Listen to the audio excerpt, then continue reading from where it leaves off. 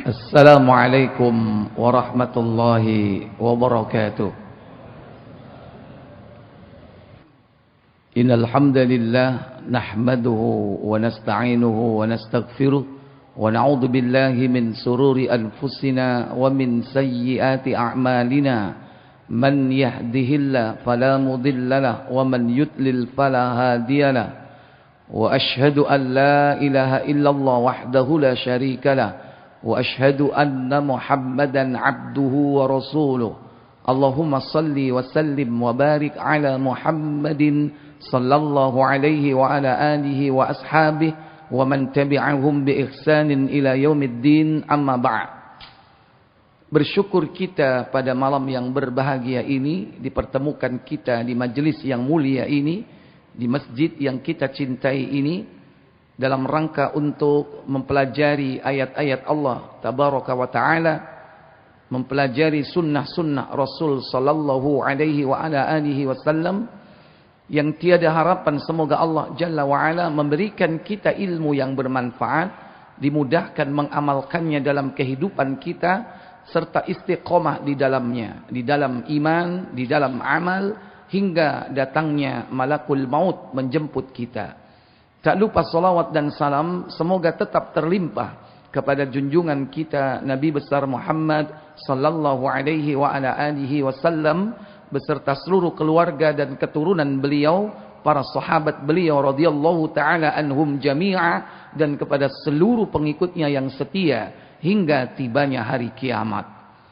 Ikhwatal iman, Bapak Ibu, saudara-saudari yang dirahmati Allah Jalla wa Ala. Malam ini kita akan membahas tentang bekal sesudah mati. Judul yang saya pilih ini merupakan peringatan buat kita semua, wabil khusus kepada diri saya sendiri. Karena setiap di antara kita pasti akan menjumpai kematian. Kematian yang dialami oleh manusia dua kali. Karena manusia itu hidup dua kali, mati pun dua kali. Jika diurutkan 4 fase perjalanan manusia, dimulai dari mati, kemudian hidup, kemudian mati, kemudian hidup lagi. Kata Allah dalam Al-Baqarah ayat 28, "Kaifa takfuruna billahi wa kuntum amwatan." Kenapa kau kafir kepada Allah, padahal dulu kau mati? Fa'ahyakum, kemudian kau kehidupkan. Hiduplah kita di dunia ini, di bumi ini, setelah ketiadaan kita. Tsumma yumitukum, kemudian kau kumatikan. Berpisah antara ruh dan jasad. Ruh di alamul barzah, alamul kubur, jasad berkalang tanah, ada di bumi. Setelah itu, tsumma yuhyikum, kemudian kau kuhidupkan kembali. Itulah kehidupan kedua dan fase yang terakhir. Setelah itu tidak ada lagi. Tidak ada kematian, yang ada adalah kehidupan abadi. Maka kalau di sini disebutkan sesudah mati, yang dimaksud adalah yaitu mati yang kedua. Di mana dipisah ruh dari jasad kita. Ketika ruh berada di alamul barzah, maka pada saat itulah dimulai hari di mana manusia dibalas terhadap apa yang telah dikerjakannya dalam kehidupan dunia. Maka perjalanan manusia dari 4 fase itu bukan perjalanan yang sebentar, tapi perjalanan yang panjang. Seandainya dia hidup di alam rahim cuma 5 bulan, karena 4 bulannya belum ditiup ruh. Umumnya bayi itu ada dalam kandungan ibunya, yakni 9 bulan lebih. Saat dia lahir di bumi ini, hidup di alam dunia ini, maka paling tidak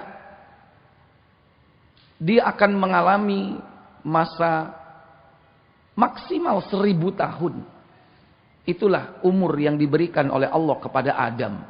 Tapi bagaimana dengan umat ini? Kata Nabi, "Al-umru ummati baina sittina sana wa sab'ina sana."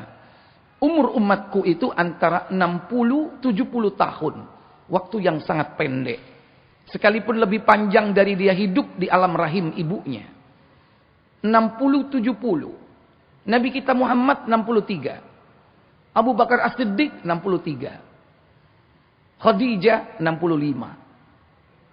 Rata-rata antara 60-70. Kalau sekarang ada yang di atas 70 atau lebih, ya itu bonusnya banyak.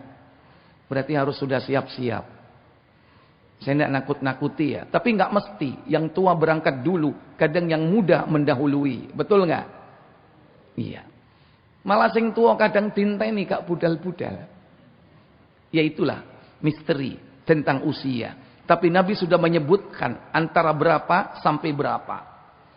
Nah, perjalanan sesudah itu lebih panjang. Ketika manusia berada di alam barzakh, sekalipun ruhnya, dia berada di masa yang diliputi oleh barzakh. Wa mi waraihim barzakhun ila yaumi yub'atsun. Dan di hadapan mereka ada dinding batas yang tidak akan bisa ditembus, tidak bisa kembali ke dunia, tidak bisa mendahului ke akhirat. Maka ibarat dia merupakan masa transisi antara dunia dan akhirat. Itulah dua dimensi waktu. Adapun barzakh merupakan yakni transisi dimensi waktu antara dunia dan akhirat. Adapun di mana dia diletakkan, dimensi ruangnya bisa jadi Allah letakkan dia di langit sebagaimana para nabi ruhnya berada di langit. Nabi Adam di langit pertama. Di langit kedua ada Nabi Isa dan Yahya bin Zakaria. Di langit ketiga ada Nabi Yusuf. Di langit keempat ada Nabi Idris. Langit kelima ada Nabi Harun. Langit keenam ada Nabi Musa. Langit ketujuh ada Nabi Ibrahim. Ruh para nabi. Adapun jasadnya di bumi. Sekalipun jasadnya tidak dimakan tanah. Innallaha harrama 'alal ardi an ta'kulal jasadal anbiya. Allah mengharamkan atas bumi memakan jasadnya para nabi. Tapi ruh-ruh mereka ditempatkan di dimensi ruang. Ada kalanya di langit. Ada kalanya ada yang lebih tinggi di langit. Yaitu di Sidratul Muntaha. Itulah ruh orang-orang mukmin. Ada kalanya lebih tinggi lagi. Siapa mereka? Ruh para syuhada. Mereka yang mati syahid. Ruhnya ditempatkan di tembolok burung hijau. Yang tiap hari terbang. Memakan buah-buah surga. Di sore hari dia kembali hinggap di pelita-pelita di bawah arsy Allah. Itulah ruh para syuhada. Dan itulah dimensi ruangnya. Adapun waktunya, dimensi waktunya adalah barzakh, dinding yang tidak bisa ditembus. Dia tidak bisa kembali ke bumi, ke dunia dan tidak bisa mendahului ke akhirat sebelum terjadinya as-sa'ah, yaitu hari kiamat. Maka perjalanan manusia ketika di alamul barzakh panjang. Nabi kita di dunia 63 tahun. Tapi beliau berada di alamul barzakh sudah 14 abad lebih. 1400 tahun lebih. Demikian pula nabi-nabi yang lain. Nabi yang mungkin barangkali sampai 2000 tahun berada di alam barzakh. Bahkan lebih dari 2000 tahun ada di kalangan mereka. Bagaimana dengan Nabi Adam? Lebih dari 2000 tahun. Ikhwatal iman. Nah, nanti perjalanan berikutnya, yaitu fase keempat, kehidupan kedua, ditandai dengan kehancuran alam dunia ini. Itulah kehidupan akhirat. Ketika manusia dikumpulkan di padang mahsyar, maka perjalanannya pun lebih lama lagi. Disebutkan dalam riwayat, dalam Sahih Muslim, bahwa manusia nanti berada di mahsyar selama 50 tahun. 50 tahun di mahsyar. Padahal satu hari di padang mahsyar sama dengan 50.000 tahun di dunia. Itu satu hari. Sementara mereka di sana selama 50 tahun. Kalau 50 tahun dijadikan hari, kalau dikali dengan 365 akan ketemu angka 18.250. 18.250 hari. Dan seharinya 50.000 tahun di dunia. Jika dikalikan dengan 50.000 maka akan ketemu 912 juta 500 tahun. 912 juta 500.000 tahun. Hampir 1 miliar. Maka perjalanan panjang. Tentunya layaknya sebuah perjalanan. Seorang musafir membutuhkan apa, Bapak Ibu? Membutuhkan bekal.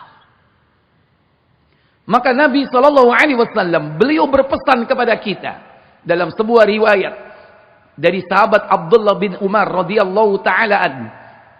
Ia berkata, suatu ketika Rasulullah memegang sebagian tubuhku dan bersabda, "Kun fid dunya ghariban." Hiduplah di dunia ini, wahai Abdullah bin Umar, seolah-olah engkau adalah orang asing. Au abiru sabilin, atau sebagai seorang musafir yang sedang melakukan perjalanan. Ini pesan Nabi kepada Abdullah bin Umar. Hiduplah di dunia bagi orang asing atau musafir yang sedang melakukan perjalanan.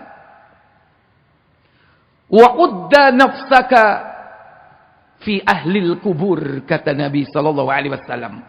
Dan persiapkan dirimu sebagai penghuni kubur. Karena tidak lama kita nanti akan masuk ke dalamnya. Alam kubur atau alam barzah. Wa'udda nafsak. Siapkan dirimu. Fi ahlil kubur. Menjadi para penghuni kubur, kata Nabi SAW. Lantas Abdullah ibn Umar lalu berkata kepadaku, jika kamu sedang berada di pagi hari, idza asbahta fala yuhaddits nafsaka, maka janganlah kau bicarakan tentang dirimu bil masa, di sore hari. Maka jangan kau bicara banyak tentang sore hari. Sebaliknya, idza amsayta fala yuhaddits nafsaka bis sabah. Jika kau berada di sore hari, maka jangan bicarakan dirimu di pagi hari. Itu pesan dari Abdullah ibn Umar kepada tabi'in. Yang di sini disebutkan, yakni dari Mujahid, salah seorang murid Abdullah ibn Umar radhiyallahu taala anhuma. Kemudian dia berpesan, "Fakhudh sihhataka qabla saqamika." Maka gunakanlah sebaik-baiknya waktu sehatmu sebelum datang waktu sakitmu. Demikian pula wahayataka qabla mautik, dan pergunakanlah yakni waktu hidupmu sebelum matimu. Kenapa demikian? Fa innaka la tadri masmuka ghada, karena sesungguhnya kau tidak tahu siapakah namamu besok hari. Mungkin sekarang namanya Abu Jundi, besok namanya bukan Abu Jundi tapi mayit. Karena tidak tahu kita kematian kita. Maka Nabi SAW berpesan tadi, jadilah kau seperti musafir di muka bumi ini. Yaitu apa? Seorang musafir tidak lain dia membutuhkan bekal. Berarti kita diperintah untuk memperbanyak bekal untuk perjalanan yang panjang yang akan kita hadapi pada fase-fase berikutnya. Alamul barzah. Demikian pula padang mahsyar. Dan alam akhirat ini nanti ada mahsyar. Ada fase hisab. Ada fase mizan. Ada fase al-haud, telaga. Karena Nabi sudah menunggu di sana. Ada fase sirat. Ada fase hari pembalasan. Dibalas dengan surga atau neraka. Ikhwatal iman, aizakumullah. Maka seseorang yang cerdas, kata Nabi, mereka adalah yang mempersiapkan dirinya. Mencari bekal sebanyak-banyaknya untuk perjalanan berikutnya. Ketika itu seorang sahabat Ansor bertanya kepada Nabi SAW. Dari Ibnu Umar radhiyallahu taala anhuma, ia berkata, aku sedang bersama Rasul sallallahu alaihi wasallam. Tiba-tiba datang seorang lelaki dari kalangan Ansar. Kemudian ia mengucapkan salam kepada Nabi sallallahu alaihi wasallam. Kemudian dia bertanya, "Ya Rasulullah, ayyul mu'min afdal?" Orang mukmin yang bagaimanakah yang paling baik? Maka Nabi sallallahu alaihi wasallam menjawab, ahsanuhum khuluqa.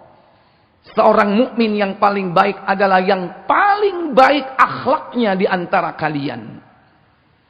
Kemudian orang itu bertanya dengan pertanyaan, ayyul mu'min akyas? Lantas siapakah orang mukmin yang cerdas? Orang mukmin yang bijak. Boleh dikatakan akyas itu cerdas, boleh dikatakan bijak atau smart. Apa smart itu apa smart? Cerdas ya, sama. Siapakah orang mukmin yang cerdas, yang bijak itu? Kemudian Nabi sallallahu alaihi wasallam beliau menjawab, aktsaruhum lil mauti dzikra, yaitu mereka yang paling banyak mengingat mati. Belum cukup, yaitu mereka yang paling banyak mengingat mati. Wa ahsanuhum lil maut lima ba'dahu isti'dadan, dan paling baik persiapannya setelah mengingat kematian itu, yaitu mempersiapkan diri untuk menuju kepada kehidupan berikutnya, yaitu setelah kematiannya. Maka Nabi mengatakan, ulaikal akyas. Maka dialah, mereka itulah orang yang cerdas, orang yang bijak, orang yang banyak mengingat mati, dan paling bagus persiapannya, yaitu mempersiapkan diri dengan banyak bekal sesudah kematiannya. Para ibu, para bapak, saudara-saudari sekalian yang dirahmati Allah Jalla wa'ala. Maka dalam kesempatan ini, kenapa saya sampaikan judul perlunya bekal sesudah kematian? Karena memang kita ini membutuhkan bekal yang cukup. Kalau perlu bekal yang melimpah. Tapi yang perlu diingat bahwa ada kalanya perjalanan seseorang itu terbebani dengan dosa. Maka mestinya beban-beban berat itu harus diturunkan. Supaya perjalanan itu lancar. Kalau bekal itu tidak dibutuhkan, tidak usah dibawa. Maka buang saja hal-hal yang tidak bermanfaat dalam kehidupan kita. Apalagi itu berupa dosa. Maka metode yang pertama untuk mengumpulkan bekal, bekal-bekal yang tidak bermanfaat itu tinggalkan. Perkara-perkara yang tidak berfaedah, yang tidak mendatangkan pahala dalam kehidupan ini, tinggalkan. Nabi SAW bersabda dalam hadis Tirmidzi di nomor 2317, min husnil islamil mar'i, min husnil islami mar'i tarkuhu ma la ya'ni. Sebaik-baik seorang muslim adalah apabila dia mampu meninggalkan perkara yang tidak bermanfaat dalam kehidupan dunia ini. Yang tidak bermanfaat bagi seorang mukmin apa itu? Yang tidak mendatangkan pahala di sisi Allah. Karena bekal yang kita bawa itu tidak lain adalah pahala. Maka berbekalah pahala sebanyak-banyaknya. Adapun dosa-dosa itu yang harus dibuang. Bahkan bukan hanya dosa. Amalan-amalan yang tidak berfaedah dalam hidup manusia mestinya harus ditinggalkan. Maka kalau menurut konsepnya Imam Al-Ghazali, beliau mengatakan ada beberapa pendekatan. Ada takhalli, ada tahalli, ada tajalli. Proses pengosongan dan ada proses pengisihan.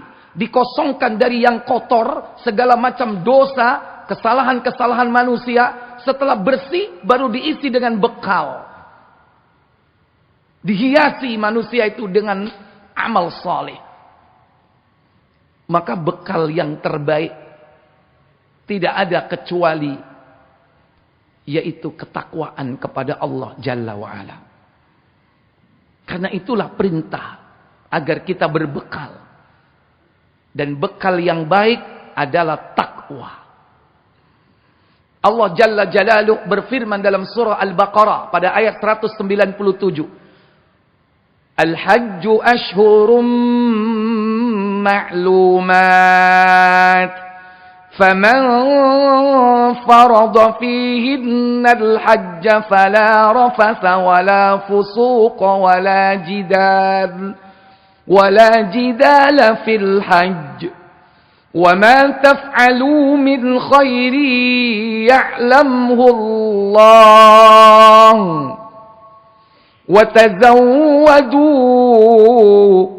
وَتَزَوَّدُوا فَإِنَّ خَيْرَ الزَّادِ التَّقْوَى وَاتَّقُونِ يَا أُولِي الْأَلْبَابِ وَاتَّقُونِ يَا أُولِي الْأَلْبَابِ. Kata Allah Jalla wa'ala, Al-Hajju ashhurum ma'lumat. Musim haji adalah beberapa bulan yang telah dimaklumi. Faman farada fihinnal hajja, maka barang siapa yang telah menetapkan niatnya di bulan itu, mulai dari Syawal, Zulqa'dah, Zulhijjah, 3 bulan inilah bulan haji. Maka siapa yang berangkat dari negerinya sudah berniat untuk mengerjakan haji dengan ditandai memakai ihram, boleh dia dari Indonesia memakai ihram, mungkin itu bisa dilakukan. Maka Allah Jalla wa'ala memperingatkan jangan melakukan 3 perkara. Fala rafasa, jangan berbuat rafas, hal-hal yang menjurus kepada jima, walaupun hanya sekedar kata-kata. Ngelundas sak minggu gak lapo-lapo. Rafas. Wala fusuqa, dan jangan berbuat fasik, melakukan pelanggaran-pelanggaran terhadap syariat Allah, perbuatan maksiat. Wala jidala, dan jangan berdebat, berbantah-bantahan. Siapa yang meninggalkan man hajja lillah, siapa yang berhaji semata-mata karena Allah, lam yafsuq wa lam yarfuth, tidak berbuat fasik, tidak berbuat rafas, kharaja min dunubihi kayauma waladathu ummuh, kata Nabi, dia akan keluar dari dosa-dosanya sebagaimana bayi baru keluar dari rahim ibunya. Maka tinggalkan rafas, fasik, perbuatan fasik, dan juga yakni berdebat. Kemudian wa ma taf'alu min khairin ya'lamhu Allah, maka apa saja perbuatan baik yang kau kerjakan pasti Allah mengetahuinya. Kemudian Allah perintahkan kepada mereka yang hendak melakukan safar perjalanan haji, watazawwadu, dan berbekallah kalian. Ayat ini diturunkan berkaitan dengan asbab nuzul. Seorang yang berhaji dari negeri Yaman pergi ke Makkah, tidak membawa bekal apa-apa. Ketika ditanya, kenapa kau tidak membawa bekal? Tawakkaltu 'ala Allah, aku bertawakal kepada Allah. Maka Allah turunkan ayat ini. Maka Nabi mengatakan watazawwadu, dan berbekalah kalian. Terkandung makna di dalamnya bekal secara fisik dan juga bekal non fisik. Maka dianjurkan orang yang haji istita'ah, dia memiliki bekal untuk akomodasi, transportasi, konsumsi. Mungkin terangkum dalam konteks di Indonesia, ongkos naik haji. Karena diperuntukkan untuk 3 tadi. Akomodasi, transportasi, konsumsi. Bahkan kalau perlu di sini, istita'ah bagi seorang wanita, wajib baginya berserta mahram. Tanpa mahram, maka tidak wajib bagi wanita mengerjakan haji, sekalipun dia tidak atau belum melaksanakan haji seumur hidupnya. Maka bekal berikutnya adalah bekal yang bersifat abstrak. Apa itu? Ilmu. Karena tanpa dasar ilmu, bagaimana dia melakukan ibadah? Maka diperintahkan dalam safar itu, yakni dia mempelajari ilmu tentang melakukan perjalanan. Dan termasuk juga di situ ada orang yang memberikan petunjuk. Ada imam safar yang memberikan petunjuk arahan agar perjalanannya ini diridhoi oleh Allah Jalla wa'ala. Dan yang terangkum dari semua itu, bekal yang paling utama dan bekal yang tertinggi itu adalah takwa. Fa inna khairaz zadi taqwa, dan bekal yang baik itu adalah takwa kepada Allah Jalla wa'ala.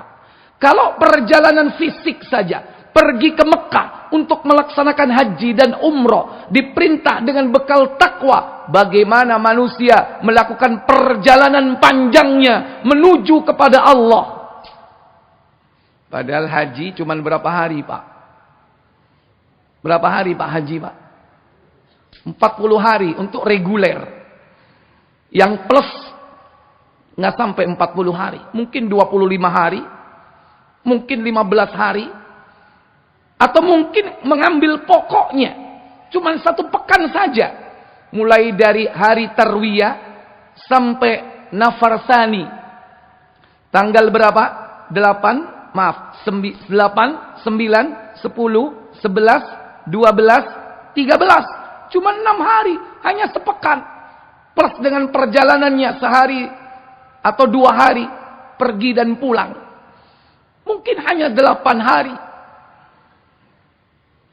Perjalanan pendek seperti itu kita diperintah dengan bekal takwa. Bagaimana dengan perjalanan panjang kita masuk ke alam barzakh, nanti berada di alam mahsyar, dan kita akan menghadap kepada Allah Jalla wa'ala. Tentu diperintahkan untuk lebih banyak berbekal. Maka tidak ada bekal yang terbaik melainkan takwa kepada Allah Jalla wa'ala. Ikhwatal iman. Lantas apakah takwa itu?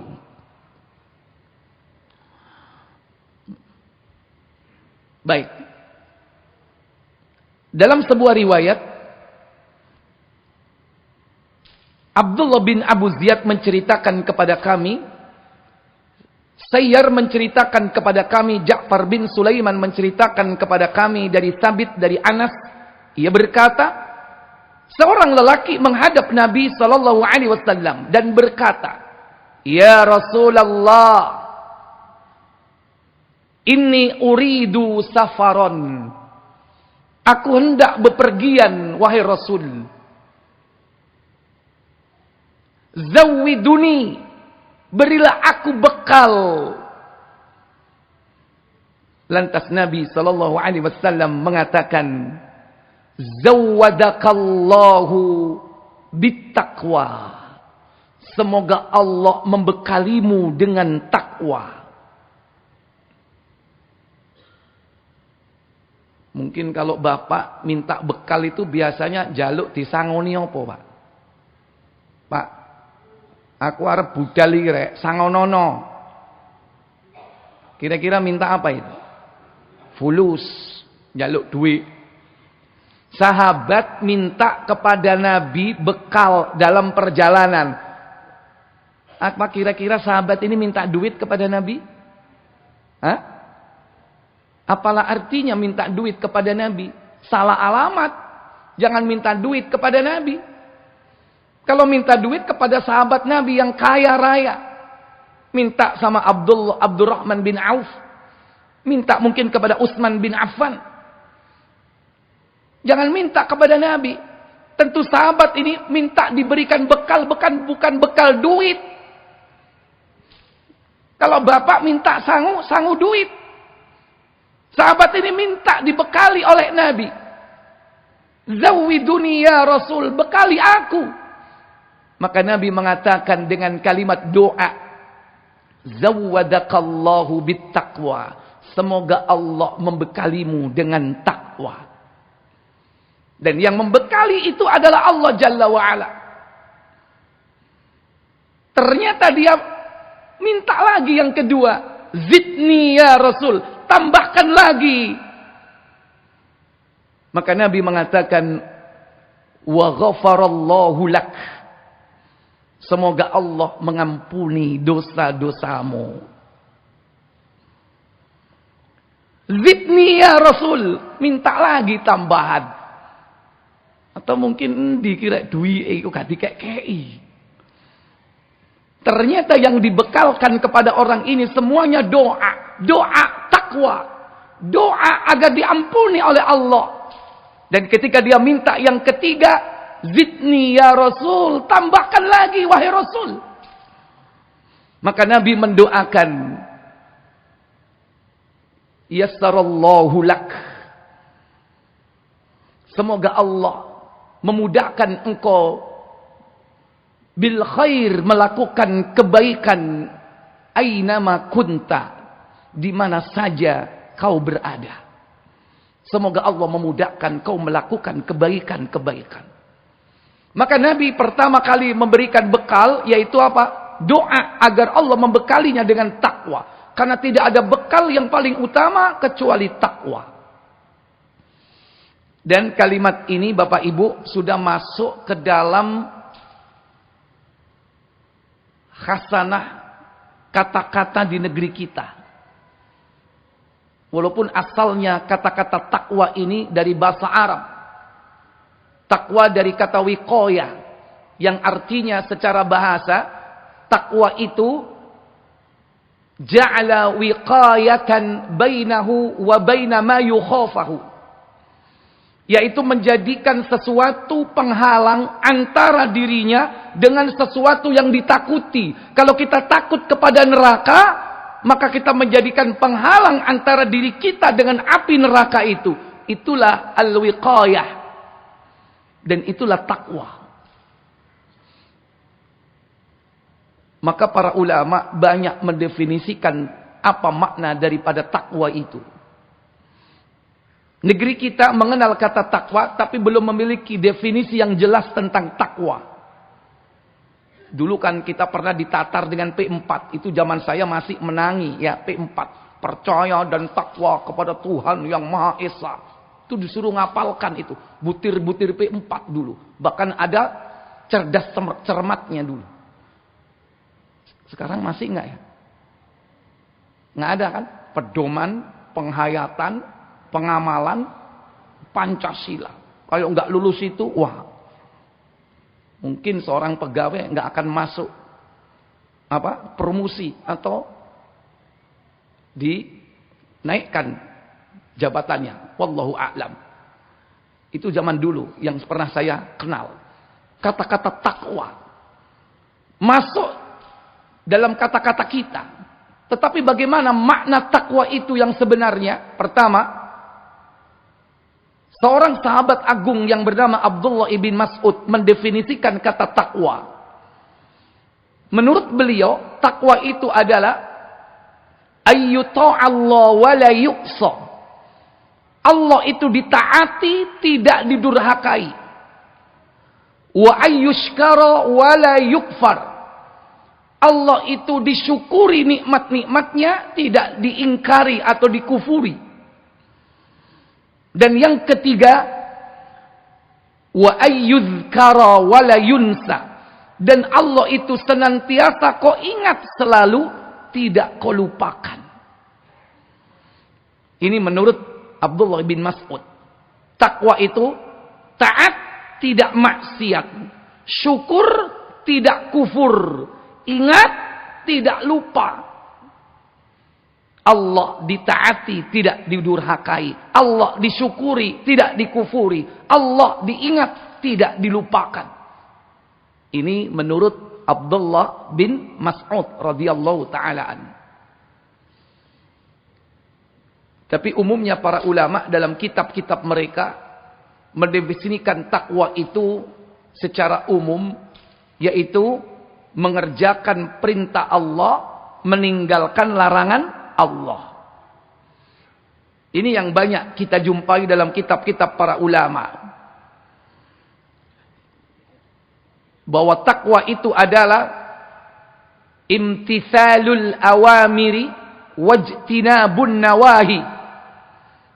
Selalu mengerjakan perintah-perintah Allah dan meninggalkan larangan-larangan Allah. Kalau itu perintah yang wajib tidak ditinggalkan. Dia ambil rukhsah, keringanan. Kalau itu perintah yang sunnah, dia kerjakan mastata'tum, sesuai dengan kemampuan kalian. Itu yang sunnah. Demikian pula larangan yang haram ditinggalkan secara total. Bahkan yang makruh pun ditinggalkan dalam rangka untuk menjaga dirinya agar tidak terjatuh kepada yang haram. Itulah orang yang wara'. Maka bertakwa ada dua sisi. Pertama, berkaitan dengan perintah. Yang kedua, berkaitan dengan larangan. Maka tidak ada perintah yang paling utama. Ma'a'dhamallah, a'dhamu nahallahu anhu, a'dhamu ma amarallahu bihi at-tauhidu. Tidak ada perintah yang paling utama, yang paling agung, yang Allah perintahkan kepada hambanya, yaitu tauhid. Ini perintah. Wa a'damu ma nahallahu anhu. Dan tidak ada larangan yang paling agung yang Allah melarang manusia darinya. Apa itu? Asyirku billah. Syirik kepada Allah. Maka bekal paling utama dalam hidup ini menuju kepada Allah, pertama adalah tauhid. Karena ini perintah. Dan yang kedua, meninggalkan perbuatan syirik. Ini yang paling utama. Perintah terbesar, yakni tauhid, didasarkan atas firman Allah Jalla wa'ala di dalam surah Az-Zariyat. Wa ma khalaqtul jinna wal insa illa liya'budun. Dan tidaklah aku ciptakan jin dan manusia melainkan untuk beribadah, mengabdi kepadaku.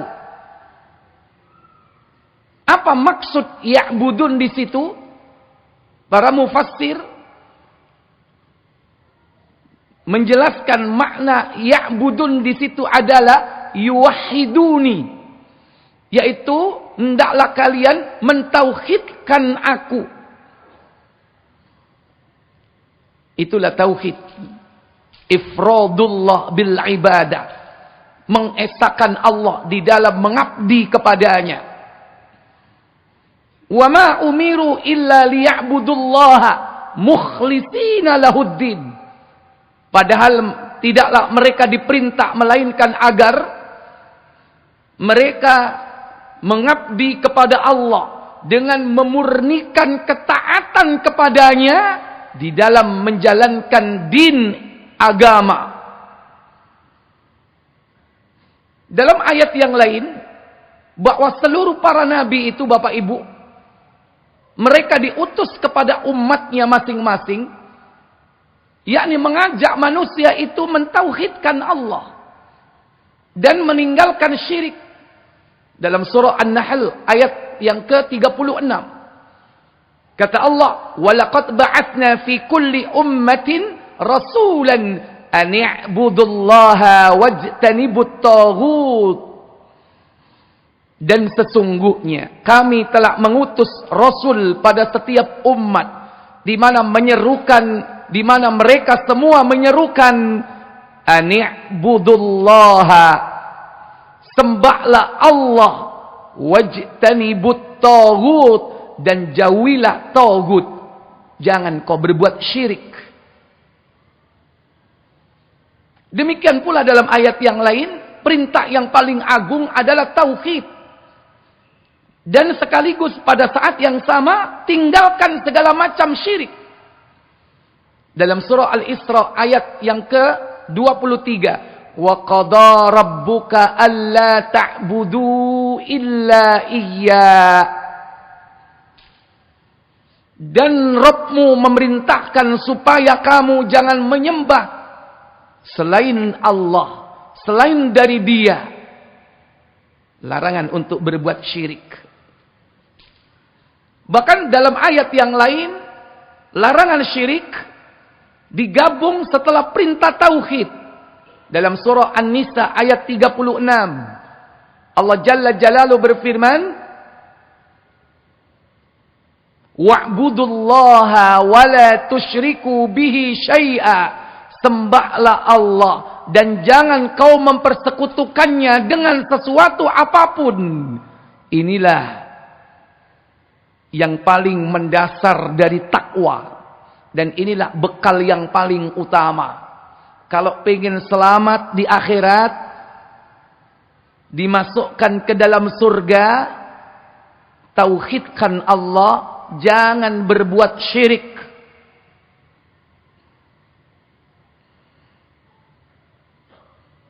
Maka seandainya manusia itu pernah berbuat dosa, belum tobat dari dosa besarnya, mungkin dia pernah minum khamr, mungkin dia pernah berjudi, mungkin dia bahkan pernah membunuh. Dosa ini dibawa sampai mati. Selama dia tidak berbuat syirik kepada Allah dan dia mentauhidkan Allah, ada kemungkinan dia akan dikeluarkan dari neraka. Dan kalau sudah dikeluarkan dari neraka, tidak ada tempat selain dari neraka melainkan surga. Tapi entah dia disiksa dulu di neraka berapa ratus juta tahun atau miliaran tahun sesuai dengan dosanya. Tapi selama dia tidak berbuat syirik, ada tauhid, ada iman, walaupun seberat dzarrah, nanti ada syafaatul uzma, syafaat yang agung, yang tidak bisa dilakukan kecuali oleh Nabi kita Muhammad sallallahu alaihi wasallam. Maka dia dikeluarkan dari neraka.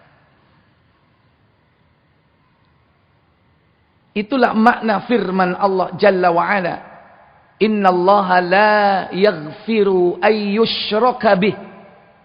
Sesungguhnya Allah tidak akan mengampuni dosa menyekutukan Allah dengan sesuatu apapun. Maksudnya bagi mereka yang berbuat syirik sampai dibawa mati.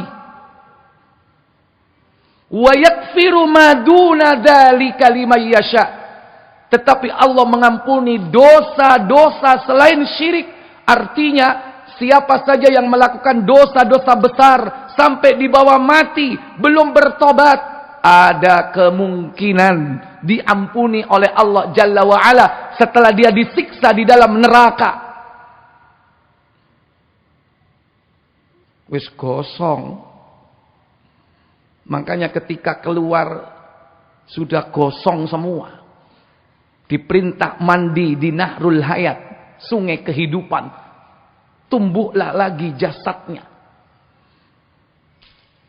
Ketika dia masuk ke surga, temannya kemudian menyebut mereka, memanggil mereka dengan nama Jahannamiyun, mantan penghuni Jahannam. Tapi lumayan enggak? Lumayan enggak? Pengin yang seperti ini? Halo? Kan mlebu surga. Jangan bercita-cita seperti ini. Nah, orang-orang seperti ini dikeluarkan karena sebab apa? Tauhid. Dan dia tidak berbuat syirik sama sekali. Dosa besar apapun akan diampuni oleh Allah selama dia tidak berbuat syirik. Jika dia mati membawa dosa besar itu, ini bekal minimal, bekal basic. Tentu bukan hanya bekal ini saja. Tentu kita harus berbekal dengan amal soleh yang menentukan klaster kedudukan kita di surga. Kalau sekedar dimasukkan ke surga, mungkin tauhid itu bekalnya. Tidak berbuat syirik. Tapi bagaimana kita bisa menempati tingkatan-tingkatan surga. Yang surga itu bertingkat-tingkat sampai berapa tingkat Bapak? Inna fil jannati mi'atu darajat. Sesungguhnya di surga itu terdapat 100 tingkat derajat. Bukan 7, Pak. Kalau 7 itu langit. Kalau surga itu 100. Wa a'laha, dan yang tertinggi adalah Jannatul Firdaus.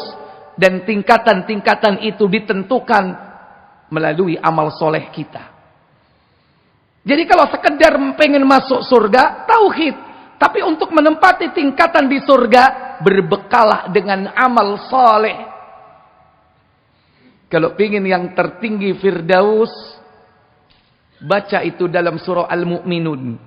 Syarat untuk memperoleh surga Firdaus. Mulai dari ayat pertama. Qad aflahal mu'minun. Pertama harus beriman dengan iman yang benar.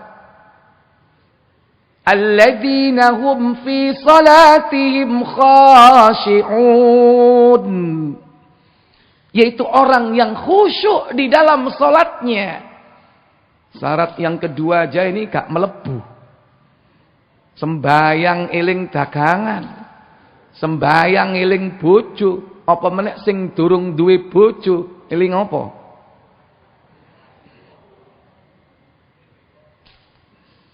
Kadang gak khusyuk. Kalau pingin tingkat tertinggi Jannatul Firdaus, lihat itu dalam surah Al-Mu'minun. Mulai ayat 1 sampai dengan 10.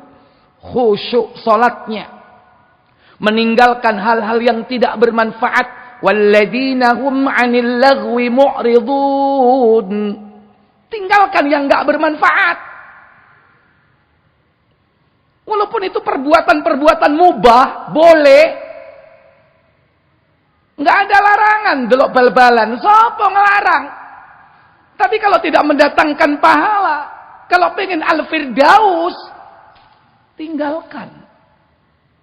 Mending delok pengajian daripada delok bal bobi Ustaz.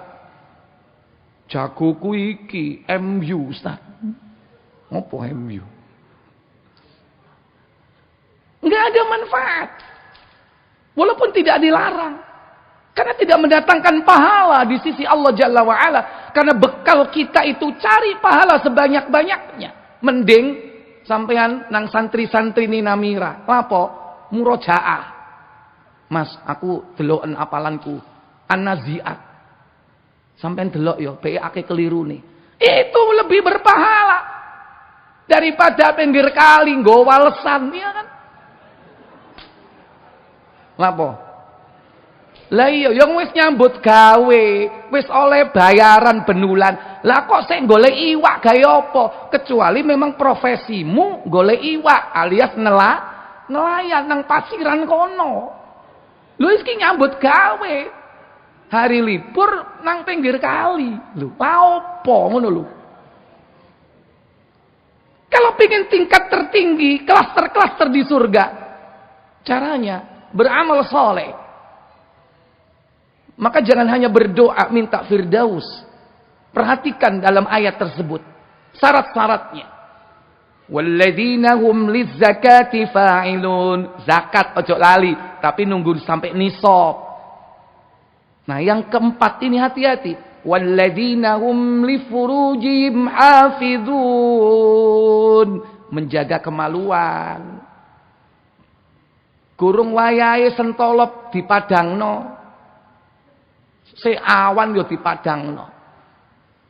Aja dipadangno sentolop iku nek durung bengi. Nek durung duwe bojo, aja dipadangno. Sing cerdas ngerti. Sing gak cerdas opo iku? Ustaz sentolop. Jaga kemaluannya. Illa ala azwajihim aw ma malakat aymanuhum fa innahum ghairu malumin. Kecuali kepada istri-istrimu dan budak-budakmu yang kau miliki. Karena hal itu diperbolehkan, dimaklumi. Saiki duwe bojo, budak kurung duwe. Pembantu iku duduk budak. Ojo keliru lho ya. Awas kon, nganggep pembantu budak. Ya, baca itu. Kalau kita pengen mendapatkan keutamaan, bekal kita di akhirat, amal saleh. Ikhwatal iman, aizakumullah. Dalam surah yang lain, dalam surah Luqman, di situ juga adanya perintah untuk mentauhidkan Allah, bersyukur kepada Allah dengan mentauhidkan Allah. Makanya Allah katakan anishkurli, bersyukurlah kepadaku. Bukankah takwa itu bersyukur, kata Abdullah bin Mas'ud? Dan cara mensyukuri nikmat Allah itu adalah yakni mentauhidkan Allah dan tidak berbuat syirik. Cara mensyukuri Allah adalah mentauhidkannya dan tidak melakukan kesyirikan. Sebagaimana Luqmanul Hakim berpesan kepada anaknya, "Ya bunayya, la tusyrik billah." Wahai anakku, jangan kau menyekutukan Allah. Innasyirka la zulmun azim. Sesungguhnya syirik itu dosa yang kezaliman yang amat besar. Baru kemudian diperintah manusia berbuat baik kepada ibu dan bapaknya. Pada ayat 14, setelah Allah katakan, wa wassaynal insana biwalidayhi hamalathu ummuhu wahnan ala wahnin wa fisaluhu fi amain anishkurli, bersyukurlah kepadaku, waliwalidayka, dan kepada kedua orang tuamu. Bersyukur kepadaku, kata Allah, yaitu dengan cara mentauhidkan Allah, tidak berbuat syirik. Maka setelah itu laksanakan amal soleh. Dan tidak ada amal soleh yang paling utama yang berkaitan dengan hukukul adami, yakni birrul walidain, berbakti kepada kedua orang tua. Al-walidu awsatu abwabil jannah, kata Nabi. Orang tua itu adalah pintu pertengahan di surga. Kalau semua pintu di surga itu VIP, ada babur rayyan, pintu khusus bagi shaimun. Ada pintu solat, ahli solat. Ada pintu jihad, ada pintu sedekah, ada pintu birrul walidain, pintu pertengahan di surga. Maka siapa yang hari ini masih punya ibu dan bapak, keduanya atau salah satunya, dia eman-eman. Ojo sampai disio. Dan itulah ketakwaan kepada Allah Jalla wa'ala. Dan itulah cara untuk mendapatkan surga tertinggi. Bahkan bisa jadi kita mengajak mereka berdua untuk masuk ke dalam surga tersebut.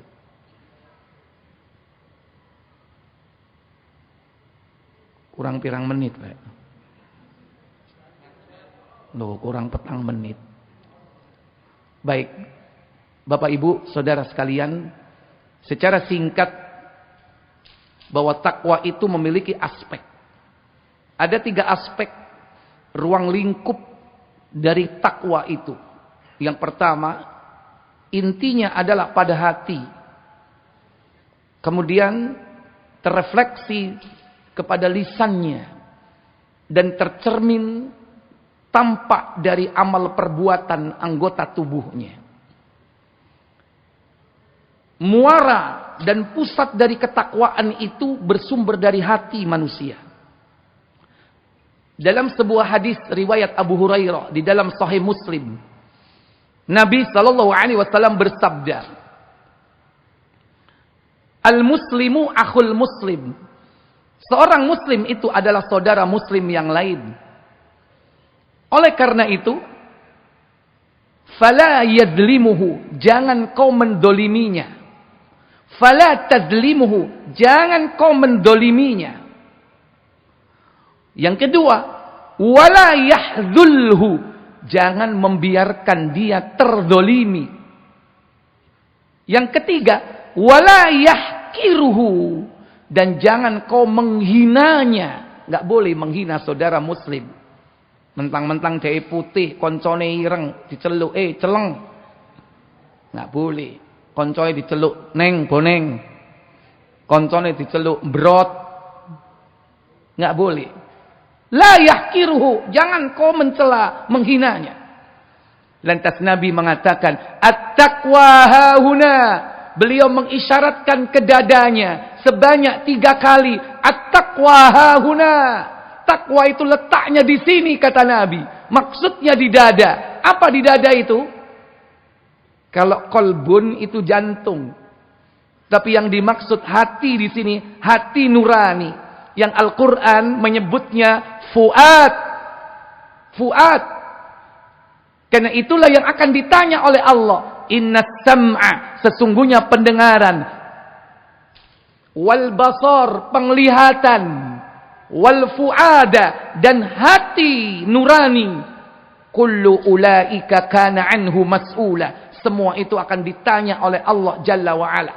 Jadi yang dimaksud di dada di sini adalah fuad atau hati. Maka sumber dari ketakwaan itu ada di hati manusia.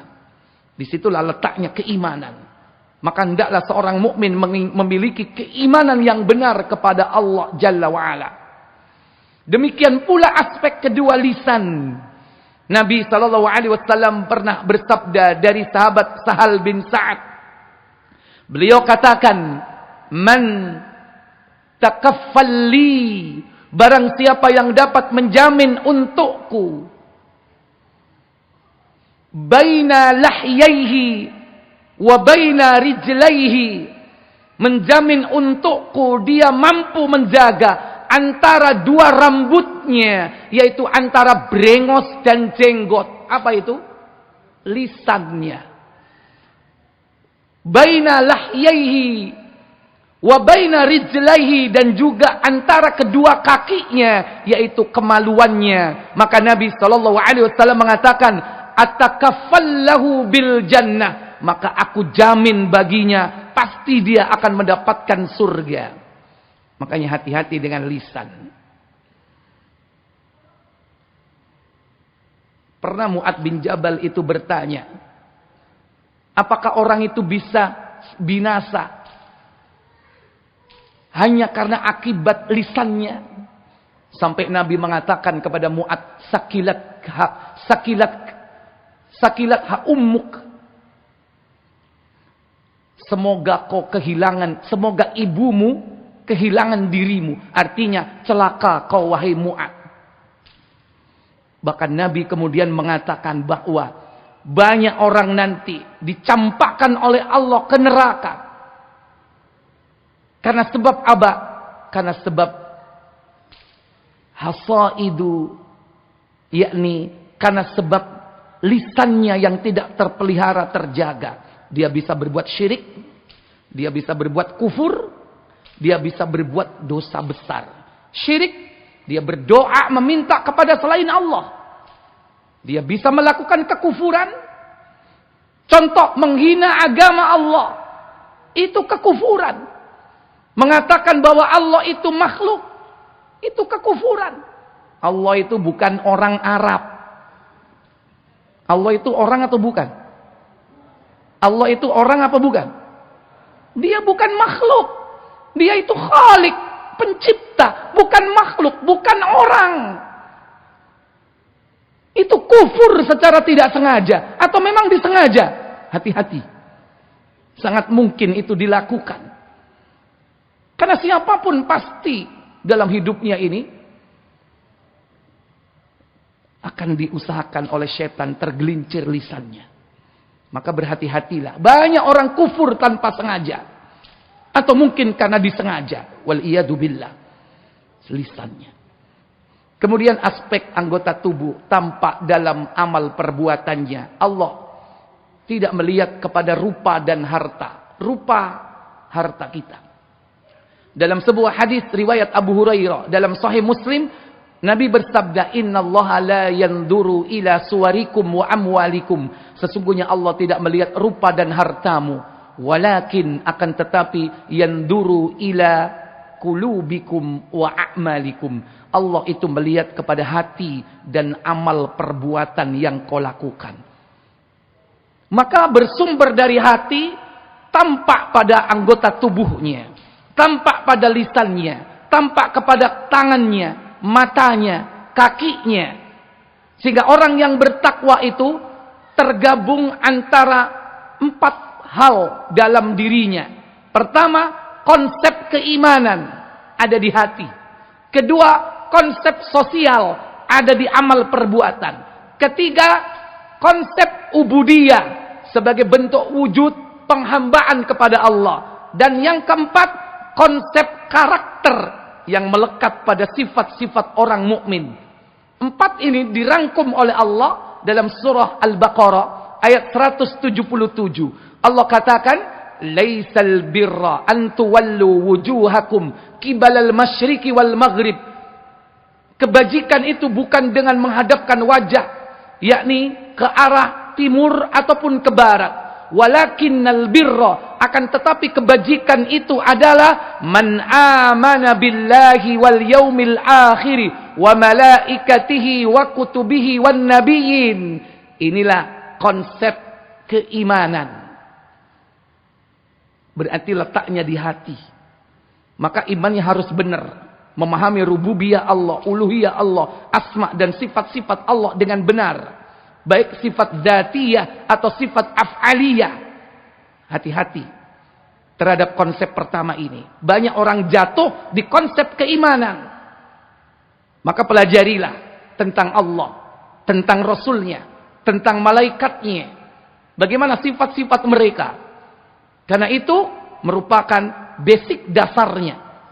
Yang kedua, wa atal mala ala hubbihi, memberikan harta yang dicintainya kepada siapa? Zawil qurba, karib kerabatnya. Wal yatama, anak yatim. Wal masakina, orang-orang miskin. Wabnis sabili, wabnas sabili, dan orang-orang yang dalam perjalanan. Kemudian wasailina, dan juga orang yang meminta-minta. Wa fir riqab, dan juga untuk membebaskan hamba sahaya. Ini konsep sosial, dan ini refleksi dari ketakwaan dia yang ada di dalam hatinya. Gak pelit, gak bakhil, menolong sesama. Kemudian baru yang ketiga, konsep ubudiyah sebagai wujud keimanannya tampak, yakni pada amalan anggota tubuhnya. Yakni apa? Menegakkan salat. Wa aqimus salata wa atuz zakata. 2 yang tidak pernah dipisah dari zaman ke zaman. Salat dan zakat. Ini wujud daripada tauhid. Kata Allah dalam surah Thaha 14, surah 20 ayat 14, ketika Nabi Musa berada di Gunung Tursina, Allah kenalkan dirinya sebagai ilah. Innani anallah, kata Allah kepada Musa, sesungguhnya aku adalah Allah, la ilaha illa ana, sesungguhnya bahwa tidak ada ilah kecuali aku, kata Allah. Inilah tauhid. Bagaimana mewujudkan tauhid itu? Caranya adalah Allah katakan pada statement berikutnya, wa aqimis salata lidzikri, maka tegakkanlah salat untuk mengingatku. Maka anggota tubuh dalam melaksanakan, yakni inti ajaran tauhid, yaitu melaksanakan salat. Itu ritual ibadah yang paling utama, dan itulah yang pertama kali akan ditanya di akhirat kelak, yaitu as-shalah. Demikian pula zakat. Yang keempat, yang terakhir, yakni apa? Karakter, sifat yang melekat pada seorang mukmin yang bertakwa. Apa itu? Wal mufuna bi ahdihim idza ahadu, orang-orang yang menepati janjinya apabila dia berjanji. Berarti dia bukan orang munafik yang ingkar kepada janji. Idza wa'ada akhlafa, itulah sifat munafik. Orang mukmin yang bertakwa, dia pegang amanah. Kalau dia berjanji dengan lisannya, dia penuhi janjinya itu. Yang kedua, sifat yang melekat pada orang mukmin, apa itu? As-sabru, sifat sabar. Maka mereka dijuluki was-sabirina, orang-orang yang bersabar. Sabar itu ada 3 kata para ulama. Pertama, li ta'atillah, dalam mentaati Allah. Kedua, an maksiatillah, dalam meninggalkan kemaksiatan. Yang ketiga, as-sabru indal musibah, yakni sabar ketika ditimpa beban musibah yang berat. Nah, dalam ayat ini ada level, yakni tingkat musibah. Diperintah untuk bersabar pada 3 level. Pertama, was-sabirina fil ba'sa, yaitu dalam kesempitan. Apa kesempitan? Contohnya kemelaratan, kemiskinan, kefakiran. Tapi orang miskin, orang fakir masih bisa ketawa, masih bisa tersenyum, karena itu musibah yang paling ringan. Lebih naik lagi, level kedua, yaitu apa? Wadh-dharra, yaitu dalam penderitaan. Apa contohnya penderitaan? Sakit, penyakit, atau terkena kecelakaan. Itu lebih berat. Enak ndi, Pak? Sehat gak, tapi gak duwe-duwe. Fakir tapi awake sehat. Duwe akeh, loro-loroen. Enak ndi? Enak sehat duwe akeh. Oh, pancen sampeyan iku golek enak tok. Pilihane mek loro. Sehat masih yo gak duwe-duwe. Fakir tapi awak sehat. Yang kedua, duwe akeh sugih donya tapi loro-loroen. Yang pertama atau yang kedua? Makanya di sini ada levelnya. Yang pertama fil ba'sa, yaitu kesempitan, kemiskinan, kefakiran. Tapi kalau kita memberikan kesehatan, masih kita diberi kelapangan. Nah, kedua diuji oleh Allah dengan sakit, dengan penyakit, dengan kecelakaan, mungkin sampai dia cacat. Ini lebih berat. Dan puncak yang ketiga, yang tertinggi kesabaran itu, yakni wahinal ba's. Apa? Pada saat masa peperangan. Bapak mengalami peperangan enggak? Pak, mulai lahir sampai hari ini, ada yang pernah mengalami peperangan, Pak?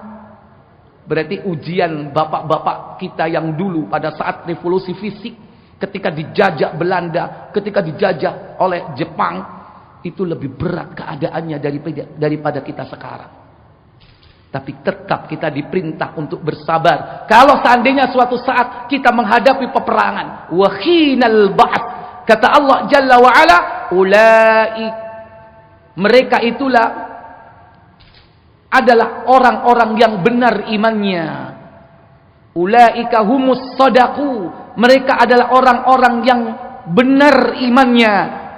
Wa ulaika humul muttaqun, dan mereka adalah orang-orang yang bertakwa. Maka cerminan dari orang bertakwa bisa diambil dari konsep 4 yang dirangkum oleh Allah dalam ayat ini. Pertama, yaitu iman atau i'tiqad, keimanan. Kedua, sosial, muamalah, hubungan kemanusiaan. Ketiga, ubudiyah, ritual. Yang ketiga, karakter, yaitu sifat-sifat yang melekat ada pada orang yang beriman.